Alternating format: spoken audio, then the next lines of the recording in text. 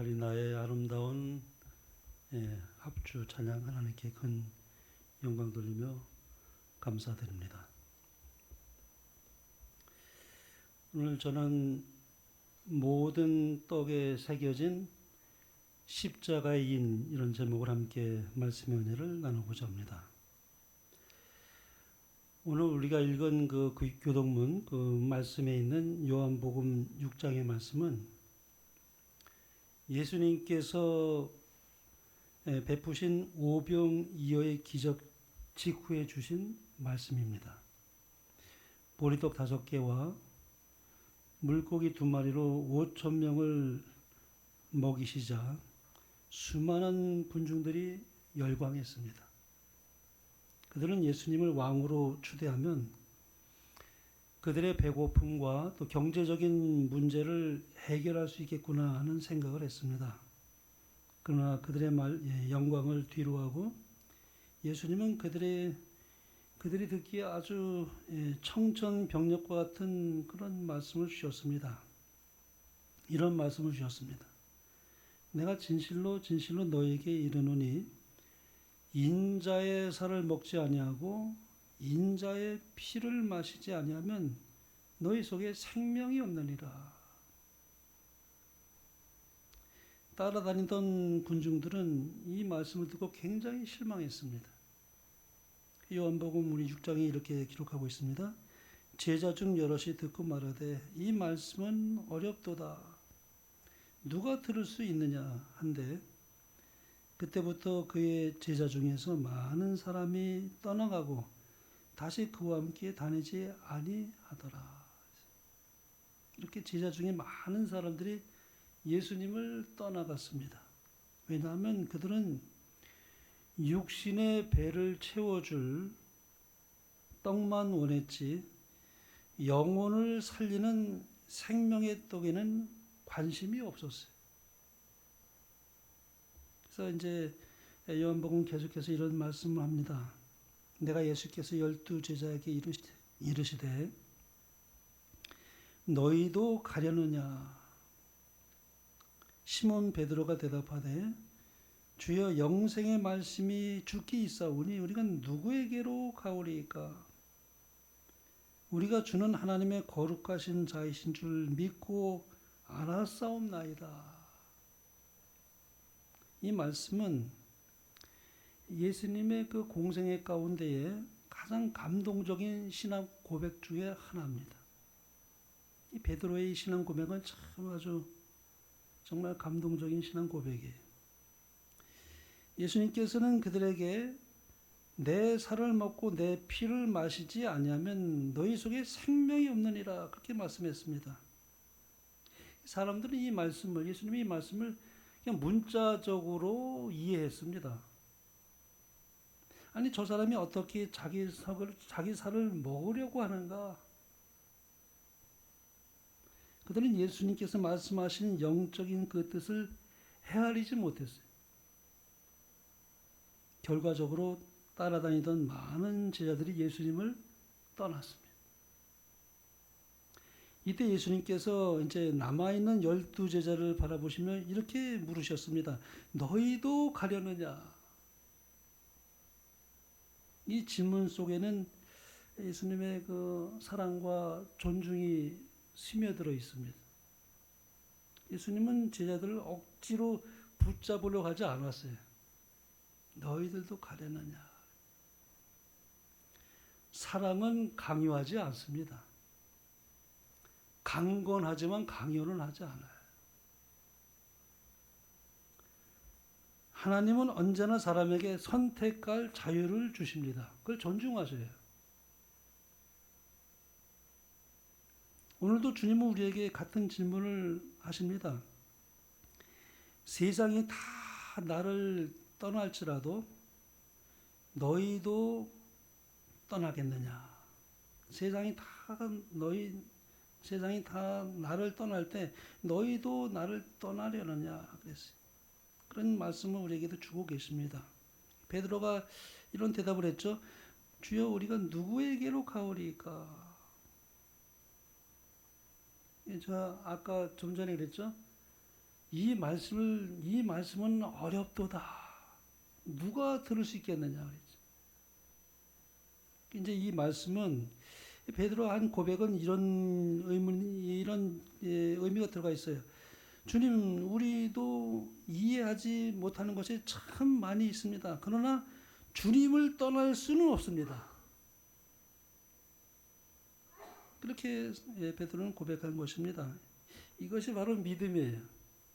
참 믿음이에요. 믿음의 고백입니다. 믿음은 모든 것을 다 이해하고 난 후에 생기는 것이 아니라 우리가 다 이해할 수는 없을지라도 우리가 온전히 예수님을 신뢰하는 것이 믿음이에요. 어린아이가 병원에서 수술을 받아야만 했습니다. 아이는 어떤 수술인지 잘 몰라요. 그 어떤 굉장한 수술을 좀 하고 있는데 그 수술에 대해서 자세한 거는 알지 못해요. 근데 이 아이가 집도한 아이 그 의사의 손을 꼭 쥐고 있어요. 의사를 뭐야? 신뢰하기 때문에 그렇습니다. 의사에게 맡기는 거예요. 꽉 붙잡고. 베드로도 모든 것을 다 이해하지는 못했지만 예수님을 신뢰했습니다. 영생의 말씀이 주께 있사오니, 베드로가 가진 아주 신앙의 그 핵심이에요. 베드로는 기적 때문에 예수님을 따르는 것이 아니었습니다. 많은 사람들이 예수님의 기적을 보고 따라다녔어요. 베드로는 먹고 배부른 때문에 그 떡 때문에 예수님을 따라간 것도 아니었습니다. 그리고 병 고침의 이적 때문도 아니었어요. 영생의 말씀이 주께 있사오니 우리가 누구에게로 가오리까? 예수님만이 영원한 생명을 주시는 분임을 베드로는 그것을 잘 알고 믿었습니다.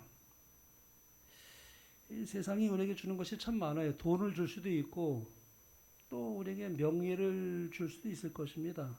또 건강을 아마 줄 수도 있겠죠. 그러나 영생은 줄 수 없습니다.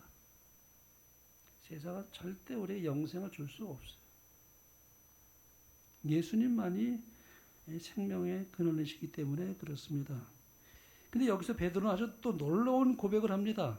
우리가 믿고 알았사옵나이다. 이 참 순서가 중요한 것 같아요.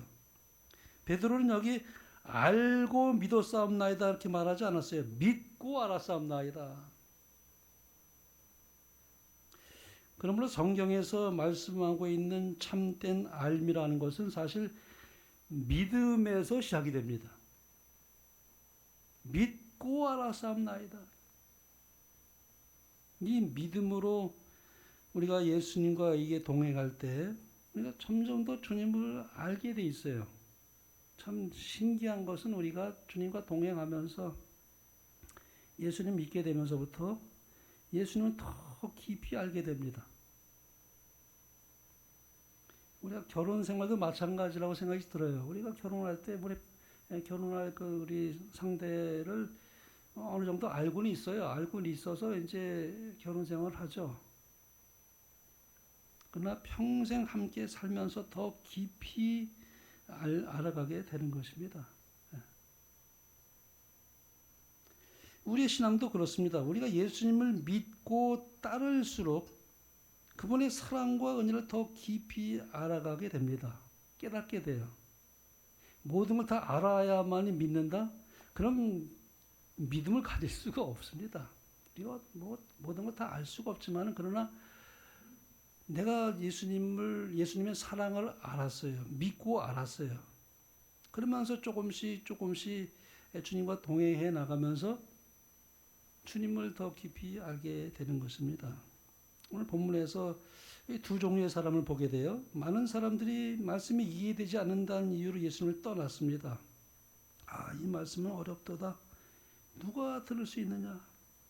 그러나 베드로는 모든 것을 다 이해하지는 못했지만 예수님을 떠나지 않았습니다. 그 이유가 뭡니까? 단 하나예요.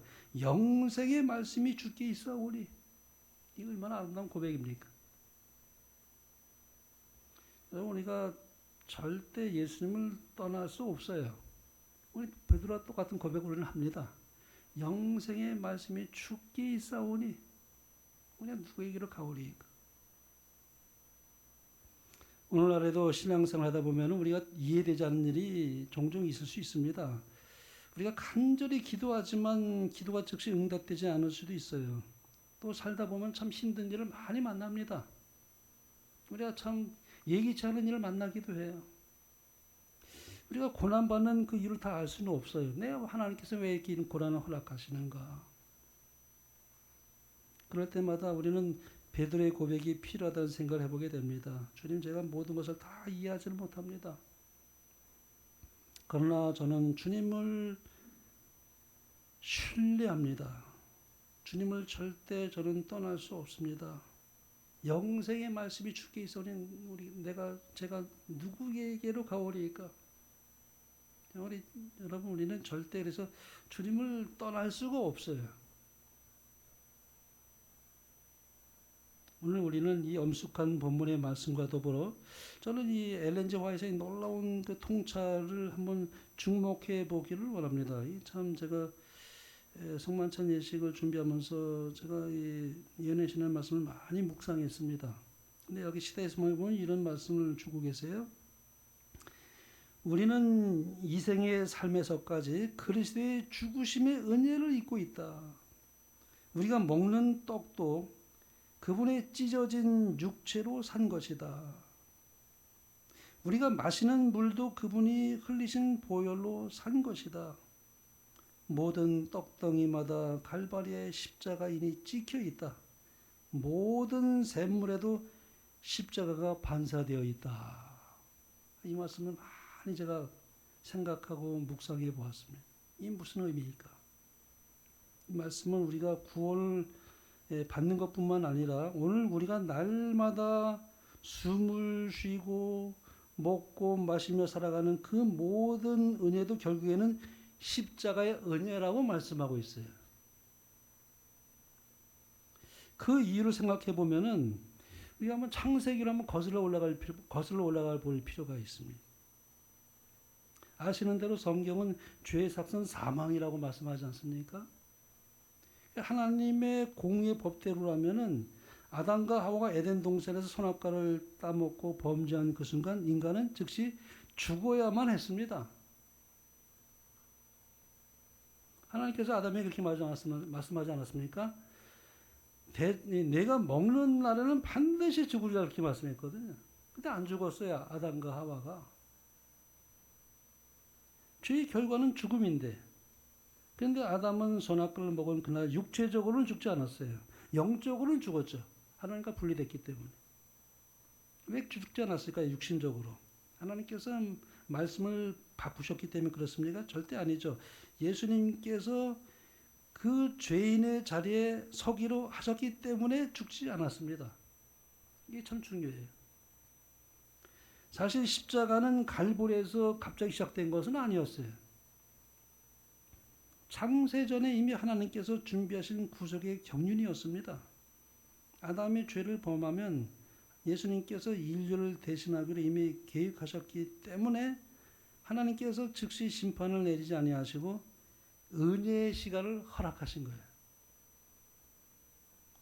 지금도 여전히 우리 인류가 이렇게 버젓이 살아서 숨을 쉬고 또 우리가 이렇게 참 먹고 이렇게 기동할 수 있는 것은 계시록에 기록된 대로 창세로부터 죽임을 당하신 어린 양이 준비되었기 때문에 그것이 가능하게 된 것입니다.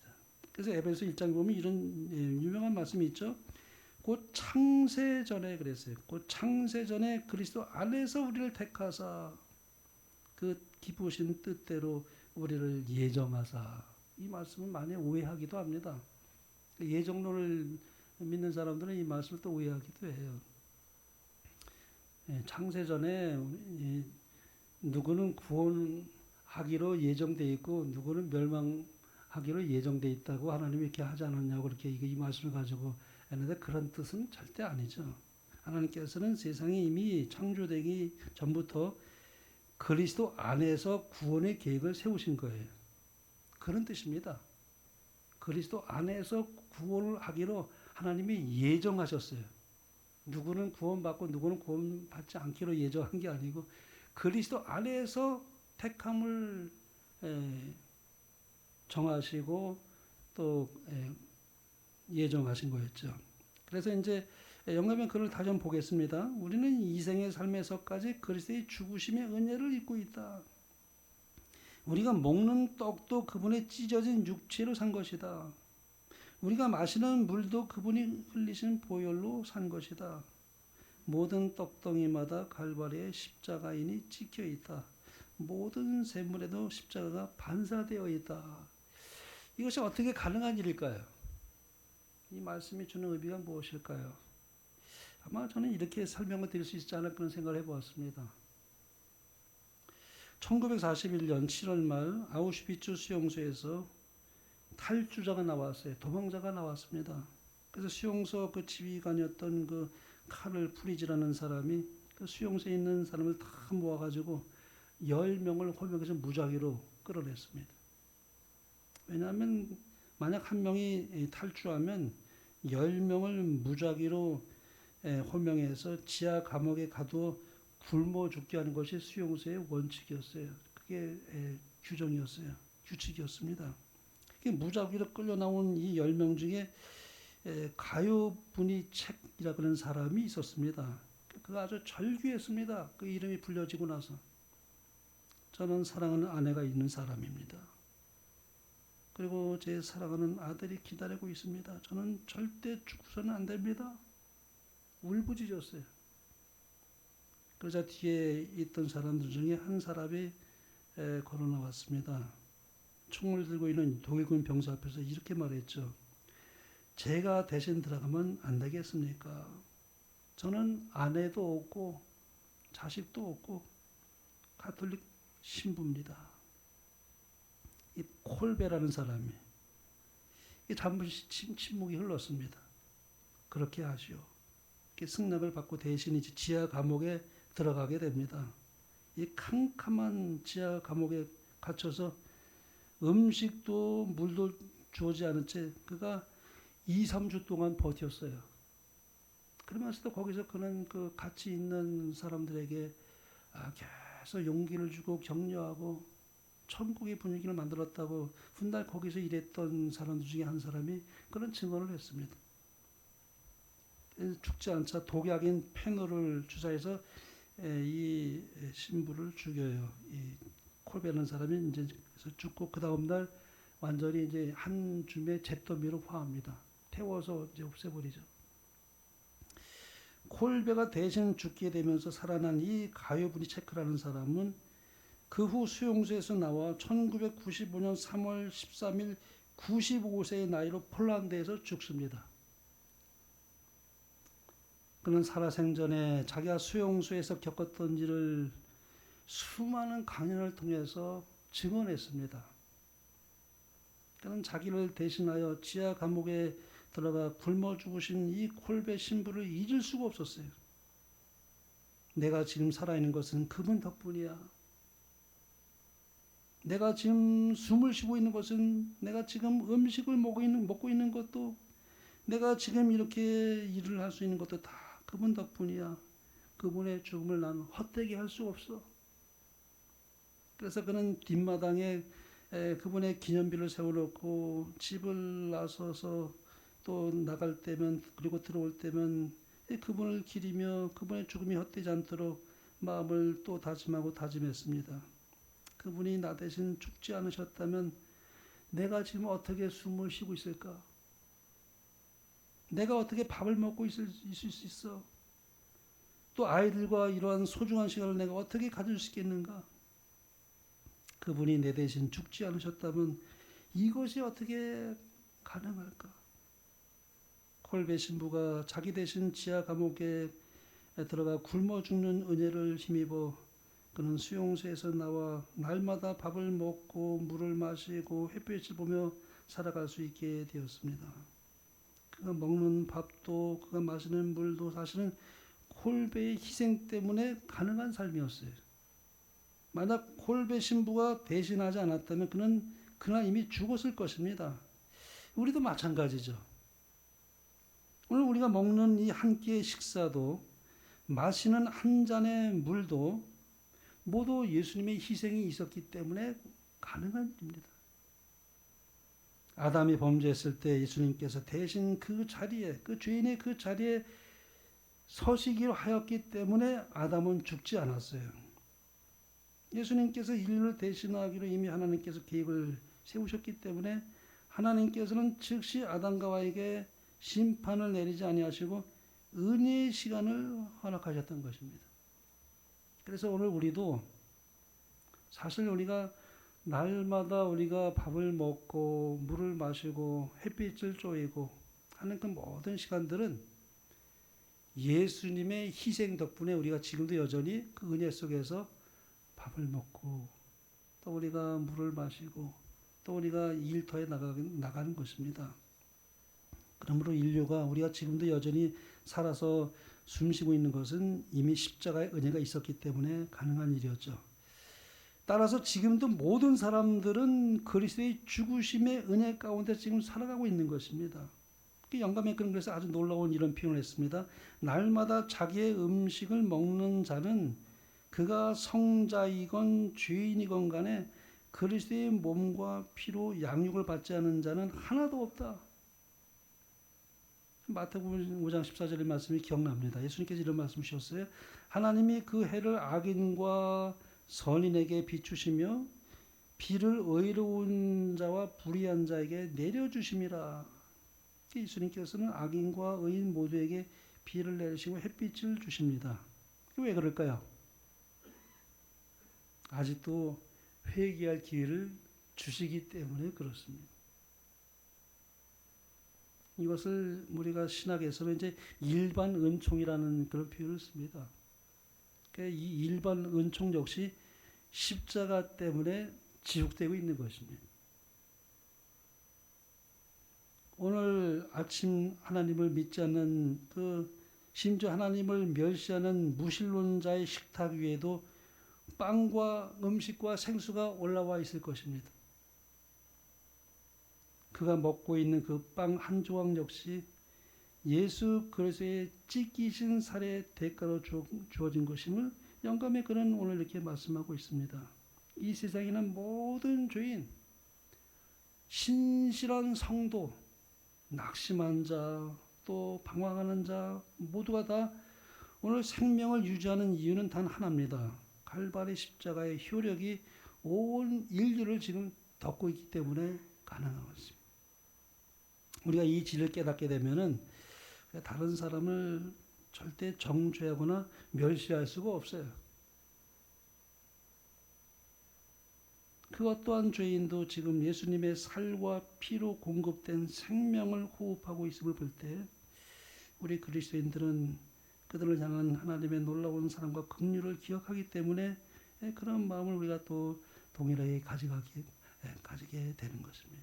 그래서 우리가 절대 다른 사람을 멸시하거나 우리가 간과할 수 없는 것은 우리 하나님은 지금도 악인이나 선인이나 똑같이 햇빛을 쬐이시고 비를 내리시고 그래서 성자이건 죄인이건 간에 다 그리스도의 십자가의 은혜를 지금 지고 있다는 그런 표현을 영감의 글은 말씀하고 있습니다. 영감의 글은 또 이런 표현을 했습니다. 모든 떡덩이마다 갈바리에 십자가인이 찍혀 있다. 모든 샘물에도 십자가가 반사되어 있다. 이건 우리에게 영적인 우리 시각의 대전환을 요구하고 있습니다. 우리가 오늘 거행하게 될 이 성만찬의 이 떡과 이 잔만이 거룩한 것은 아니에요. 성만찬이죠. 거룩하죠. 다락방에서 흘러나온 이 거룩한 성만찬의 빛을 볼 때 우리 성도들의 각 가정의 식탁 위에도 그들이 연결되는 그런 말씀을 엘린 지 화트는 우리에게 주고 있습니다. 이 종교개혁자인 마틴 루터가 집에서 식사할 때마다 항상 이런 고백을 즐겨했다고 합니다. 이 빵은 하나님께서 친히 구우셔서 나의 식탁에 배달해 주신 천국의 양식이다. 루터는 밥을 먹는 행위를 단순한 육신적 배고픔의 충주로 보지 않고 음식을 먹는 순간 그는 하나님과의 깊은 그 교제의 시간, 곧 성만찬의 연장선으로 본 것입니다. 우리의 가족 식탁은 어떻습니까? 저 이게 참 생각을 많이 해봤습니다. 이 영감의 글을 볼 때 성만찬 예식할 때만 거룩한 것이 아니라 날마다 우리 생활 속에서 먹고 마시는 그 모든 우리의 생활 그 자체가 성만찬 예식의 연장이구나. 한 조각의 빵에도 갈바리의 사랑이 담겨 있고 한 잔의 물에도 생명을 유지하게 하시는 십자가의 사랑이 스며들어 있습니다. 우리의 식탁 위에 놓여있는 그 김치 한 젓가락, 국 한 그릇을 볼 때에도 그 뒤에 있는 갈바리의 십자가를 볼 수 있는 이 영안이 열려지면 참 좋겠습니다. 그럴 때 우리는 가정에 있는 우리의 식탁은 거룩한 성만찬으로 화하는 것입니다. 말씀을 마치고자 합니다. 예수님은 요한복음 6장에서 내 살을 먹고 내 피를 마시는 자는 영생을 가졌느니라. 화이트부인은 이렇게 영적인 통찰을 주고 있습니다. 모든 떡덩이마다 갈보리의 십자가인이 찍혀 있고 모든 샘물에도 십자가가 반사되어 있다. 이것은 십자가의 은혜가 단지 죄 사함이라는 영적인 그 영향에만 머물지 아니하고 오늘 우리가 날마다 숨쉬고 먹고 마시며 살아가는 일상의 모든 순간까지도 십자가의 은혜가 덮고 있음을 강조하고 있습니다. 과거 왕들의 소유물에는 왕의 도장 어인이 찍혀 있었어요. 그 도장이 찍힌 물건을 아무도 함부로 손을 댈 수가 없었죠. 우리가 매일 마주하는 식탁을 믿음의 눈으로 우리가 바라보게 된다면은 우리가 먹는 빵 표면에도 보이지 않는 갈바리의 십자가 도장이 선명하게 찍혀 있는 것을 볼 수 있는 믿음의 눈으로 볼 수 있게 될 것이라고 그렇게 영감의 글은 말씀하고 있습니다. 우리가 마시는 투명한 이 컵 속에 있는 생수 위에도 십자가의 실루엣이 은은하게 반사도가 있는 것을 믿음의 눈으로 볼 수 있다고 하는 것입니다. 참 놀라운 말씀이죠.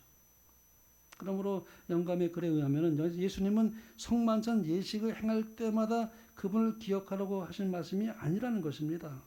날마다 점심 또 저녁 식탁에 있을 때마다 우리에게 주어진 이 육신의 양식 또한 나의 살과 나의 피로 너에게 제공된 생명이란다라고 주시는 그 주님의 말씀, 곧 우리의 일상 전체가 거대한 하나의 영적 성찬식이 되는 것입니다.